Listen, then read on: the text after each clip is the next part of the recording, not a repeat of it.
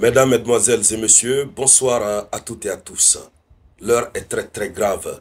Du côté d'Israël, l'Iran n'a plus de limite. L'Iran vient de toucher sérieusement l'un des poumons de l'économie israélienne.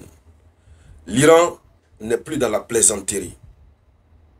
Ils ont dit qu'ils vont faire une attaque préventive contre l'Iran. L'Iran aussi ne fait que bombarder. La plus grande raffinerie de pétrole d'Israël vient d'être touchée fortement. Oui, et je crains très fort que cette raffinerie ne soit pas partie au repos éternel définitivement. Nous avons aussi la plus grande centrale électrique au charbon d'Israël qui a été touchée, sévèrement touchée par les frappes iraniennes. Oui, le maire de Haïfa, tellement dépassé, il est sorti de son silence. Il a fait un aveu d'échec. Non, c'est incroyable ce qui est en train de se passer. Mesdames, Mesdemoiselles et Messieurs, dans le cadre de cette vidéoconférence, c'est de cette actualité que nous allons parler. Mais avant de continuer, je vous demande de relayer cette vidéoconférence à grande échelle. Partagez-la au maximum, posez le geste qui motive, d'accord? Et n'oubliez toujours pas de laisser vos avis en commentaire. Abonnez-vous à cette chaîne, Le Samouraï. Hein, si vous n'êtes pas encore abonné, abonnez-vous et activez la cloche de notification. L'heure est grave. Ils ont sous-estimé la force de l'Iran. L'Iran est en train de démontrer de quoi le pays est capable. Selon l'information officielle, après les frappes iraniennes sur Haïfa, il faut dire que l'Iran a vraiment frappé sur Haïfa. L'Iran a tellement frappé sur Haïfa que on se demande même qu'est-ce que cette ville a fait à l'Iran.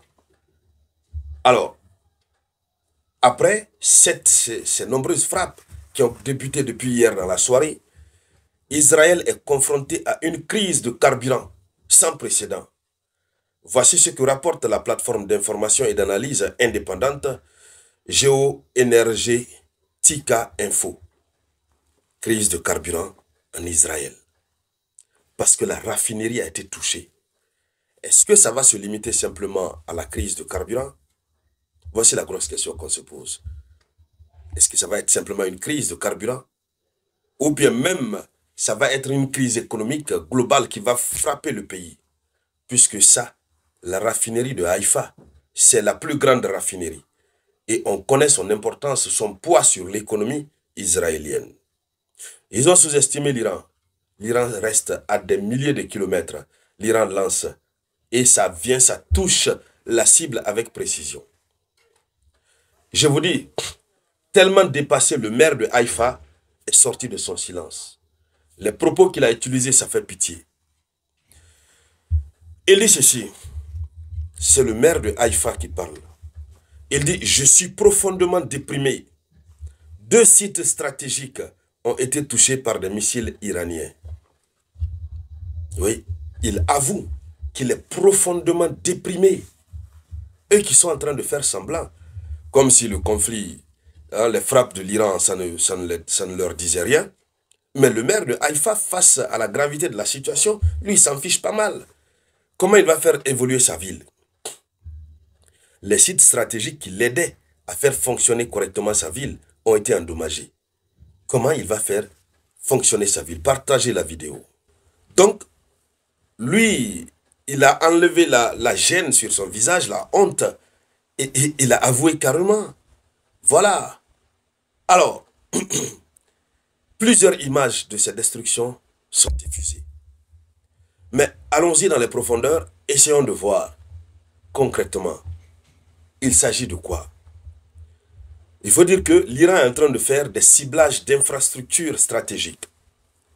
Des infrastructures extrêmement stratégiques. Vous savez, l'Iran a la carte de Tel Aviv, de Haïfa, de Jérusalem, les plus grandes villes israéliennes, ils ont leur carte en 3D. qu'ils peuvent zoomer comme ça pour voir les coins et les recoins.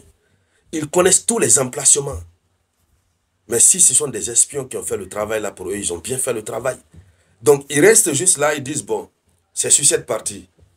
Ils mettent les coordonnées géographiques dans le cerveau, hein, dans l'intelligence artificielle du missile. Et puis, ils commandent au missile, nous t'ordonnons, va commettre le sale boulot. Ils appuient sur le bouton, ça se lève dans les cieux. Pendant que ça se lève, ils sont là en train de filmer. Ça va, ça atteint son objectif, ça atteint sa cible. Oui. Même dans le conflit entre la Russie et l'Ukraine, on a presque rarement vu une telle démonstration de force et de puissance. Alors, qu'est-ce qu'il faut dire? Les frappes iraniennes ont effectivement ciblé la ville de Haïfa, touchant spécifiquement des sites énergétiques majeurs. Parmi des installations figure la plus grande raffinerie de pétrole d'Israël, gérée par le groupe Bazan, ainsi que la centrale électrique. Ces attaques ont conduit à la fermeture des installations de la raffinerie, soulignant la vulnérabilité des infrastructures clés du pays. Oui, ces frappes iraniennes ont démontré que les infrastructures clés du pays sont vulnérables. Donc désormais, l'Iran est rassuré que à tout moment, ils peuvent détruire tout ce qu'ils veulent du côté d'Israël. Tout ce qu'ils veulent. Mais vous ne voyez pas que Israël a subi beaucoup plus de dommages. Il y a un centre technologique en Iran qui a été frappé cette matinée. Mais lorsque nous comparons du côté d'Israël, l'hôpital a été touché. Le centre technologique, ce laboratoire qui a fait des recherches depuis des décennies, a été touché. Quoi d'autre encore? Le commandement cybernétique a été touché. Le centre de renseignement a été touché. Mais qu'est-ce qui se passe finalement?